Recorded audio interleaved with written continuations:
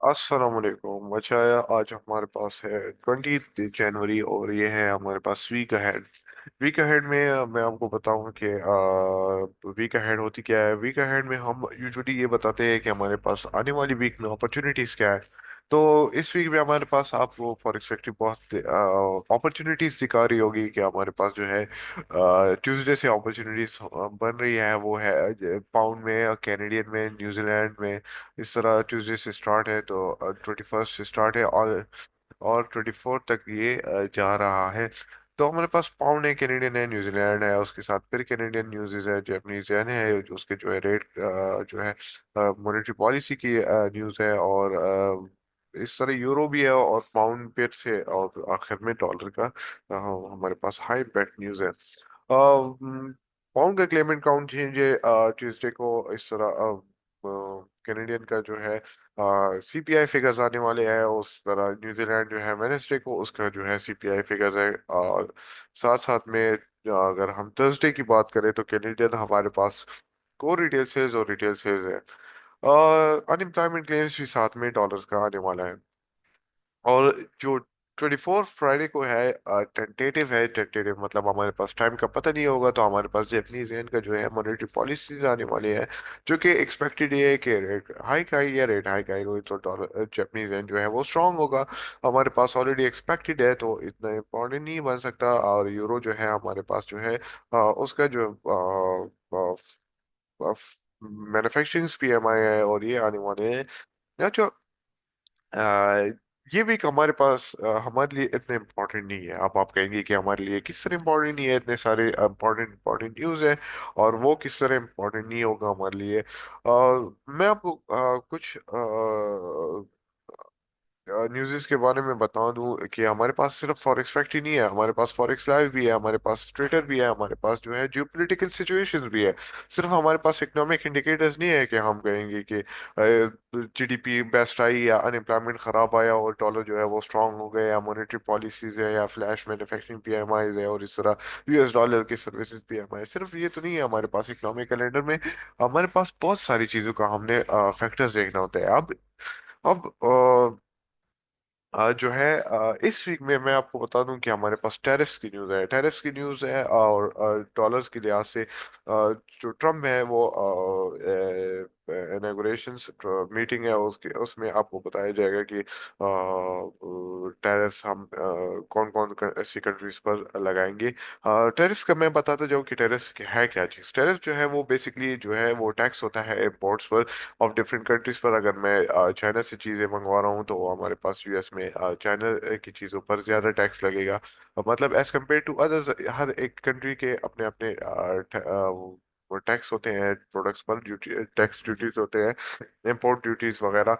तो वो अगर ज़्यादा हो जाए तो बेसिकली हमारे पास उस प्रोडक्ट की कमी आएगी, डिमांड में कमी आएगी फ्रॉम द स्पेसिफिक कंट्री। अगर उस पर टैक्स लगा और वही प्रोडक्ट जो है वो ही उसी कंट्री में अगर मैन्युफैक्चर होती है तो उससे ही ज़्यादा लिया जाएगा। तो इसी तरह जो है कंट्री आगे बढ़ती है, डॉलर भी पे स्ट्रांग होगा। तो बेसिकली इस तरह ही टैरिफ्स काम करते हैं। अब टैरिफ जो है वो डिफरेंट कंट्रीज पर लगेंगे। फर्स्ट ऑफ ऑल टैरिफ जो है वो लगेगा कनाडा और मैक्सिको पर। तो उसमें ये बताया जा रहा है कि 25% या इससे ज्यादा अगर टैरिफ लगा, मतलब टैक्स अगर ज्यादा लगा, तो कैनेडियन जो है और मैक्सिकन पेसोस जो है वो कमजोर होती जाएगी ऑब्वियसली। लेकिन साथ में डॉलर जो है वो स्ट्रांग होगा, डॉलर जो है वो ज्यादा स्ट्रांग होगा, उसकी वजह से डॉलर जो है वो बाय में जाएगा। तो यूएसडी कैड जो है यूएस डॉलर बाय होगा और कैनेडियन जो है वो सेल हो गया, तो इसका पेयर जो है वो बाय में जाएगा, साथ में मैक्सिकन का भी। तो ये एक सिनेरियो बनता है अगर हमारे पास बेस्ट रेट आया। लेकिन अब सिर्फ बेस्ट नहीं आना चाहिए, साथ में एक और चीज भी है। एक और चीज ये है कि सेकंड, अगर ये इन्होंने बताया कि हम जो है टैक्स, ये जो टैरिफ्स है ये हम ग्रेजुअली लगाएंगे, लेकिन लगाएंगे लेकिन साथ साथ में थोड़ा थोड़ा लगाएंगे, या 25% से नीचे मतलब 15% या इससे नीचे, और ग्रेजुअली लगाएंगे, तो हमारे पास जो है डॉलर जो है वो वीक होगा। और साथ में जितने भी ये कैनेडियन है और मैक्सिकन है पेसोस है, ये हमारे पास जो है करेंसीज जो है वो स्ट्रांग होगी। तो हमारे पास यूएसडी कैड जो है वो शॉर्ट में जाएगा, और हमारे पास यूएसडी मैक्सिकन भी शॉर्ट में जाएगा, तो ये हमारे पास स्ट्रांग में बन सकती है। इसके साथ साथ जो है वो हमारे पास जो स्टॉक मार्केट है ऑफ S&P 500 या डाउ जोन्स और नैस्डैक हो गए, ये हमारे पास स्ट्रांग होगा, क्योंकि हमारे पास जो है इन कंट्रीज डॉलर जो है वो वीक होगा। डॉलर जब वो वीक होगा तो हमारे पास जो है स्टॉक मार्केट भी बेस्ट परफॉर्मेंस देगी। तो ये हमारे पास कैनेडियन और मैक्सिकन का सिनेरियो है। साथ साथ में इसके मैं बता दूं, चाइना भी है हमारे पास। चाइना का भी टैरिफ्स आने वाले हैं। चाइना जो है उस पर 10% टैरिफ लगाया जाएगा। अगर 10% ना लगाए और ये कहे कि हम कम लगाएंगे, तो हमारे पास ऑब्वियसली फिर भी वही डॉलर जो है वो वीक होगा, और चाइनीज युआन जो है वो स्ट्रांग होगा, तो हमारे पास डॉलर चाइनीज युआन का जो है पेयर है वो शॉर्ट में जाएगा। लेकिन अगर हमारे पास जो है वो टैरिफ 10% ही लगे, तो हमारे पास डॉलर चाइनीज युआन का पेयर जो है स्ट्रांग होगा, और हमारे पास डॉलर स्ट्रांग में जाएगा, तो हमारे पास ये बाय में जाएगा। साथ में हमारे पास ग्लोबल में अगर देखें, ग्लोबल में हमारे पास बहुत सारे दो जो है मेजर करेंसीज, बल्कि तीन है जो हमारे पास मेजर करेंसीज हैं, उन पर भी टैक्स टैरिफ्स लग सकते हैं। वो है यूरो, न्यूजीलैंड और ऑस्ट्रेलिया। अगर मैं डॉलर की बात करूं तो उसमें अगर अगर मैं ट्रम्प की बात करूं, अगर वो 10% टैरिफ लगाएं इन कंट्रीज पर, तो हमारे पास डॉलर पे से स्ट्रांग होगा। लेकिन अगर इससे नीचे या ग्रेजुअली ये कहे कि हम टैरिफ्स लगाएंगे, तो हमारे पास जो है Chinese sorry for the euro और ऑस्ट्रेलियन जो है, हमारे पास अगर ग्रेजुअली ये लगाए टैरिफ्स, तो ये हमारे पास स्ट्रांग होंगे। साथ में न्यूजीलैंड डॉलर भी स्ट्रांग होगा। और लेकिन अगर ये कहे कि हम ग्रेजुअली नहीं लगा रहे, हम 10% लगा रहे हैं टैरिफ्स, तो ये हमारे पास डॉलर को स्ट्रांग लेकर जाएगा। तो हमारे पास ये सिनेरियो टैरिफ्स में बनते हैं। आप ये टैरिफ्स में नहीं कह सकते कि अगर मार्केट जो है वो टैरिफ्स के बावजूद भी इन फॉरेक्स फैक्ट्री के इकोनॉमिक कैलेंडर्स के इंडिकेटर्स जो हैं, और अगर वो हम बात करें कि अगर इस पर ये असर करेगा, तो मैं कह ही नहीं सकता अगर ये असर करे, क्योंकि हमारे पास टैरिफ जो है वो इम्पोर्टेंट है।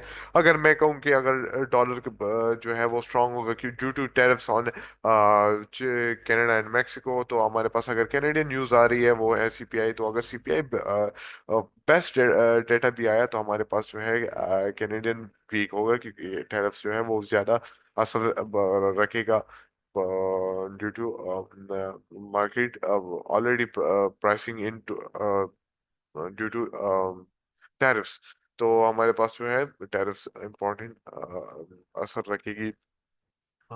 तो ये मैं बता रहा हूँ, इकोनॉमिक जितने भी हमारे पास इंडिकेटर्स है, ये जरूरी नहीं है कि हमारे पास ये अपॉर्चुनिटीज लाए। हाँ, अपॉर्चुनिटीज ला सकती है, लेकिन आपने ख्याल रखना है कि इतना अपॉर्चुनिटी नहीं दे सकती। अगर स्कैल्प में हुआ तो ठीक है, वरना स्कैल्प के बगैर नहीं हो सकता। इसके अलावा अगर मैं देखूँ, अगर यूएस डॉलर जो है वो हम बेस्ट अपॉर्चुनिटी हम इससे नहीं ले सकते अगर ये हमारे पास डेटा स्ट्रांग आया, क्योंकि ये मैं आपको बता सकता हूँ कि हमारे पास एक पिक्चर है।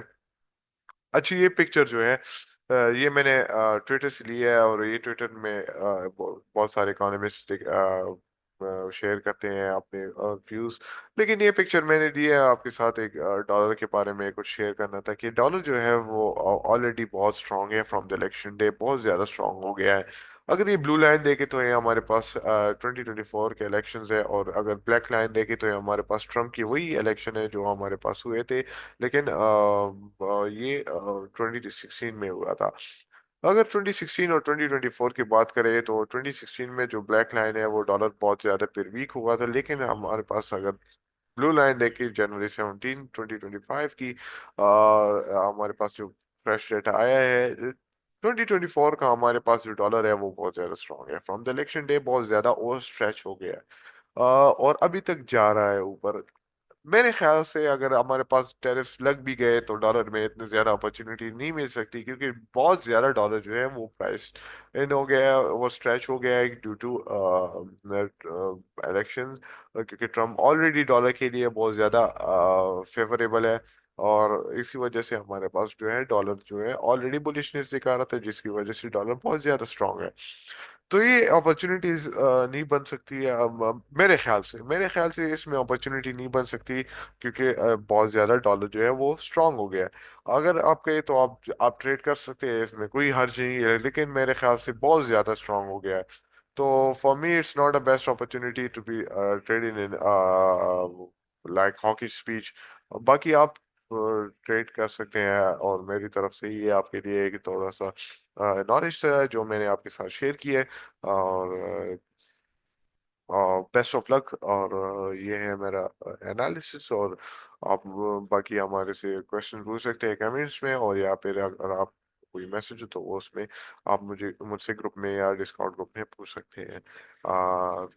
Till best of luck. अस्सलाम वालेकुम।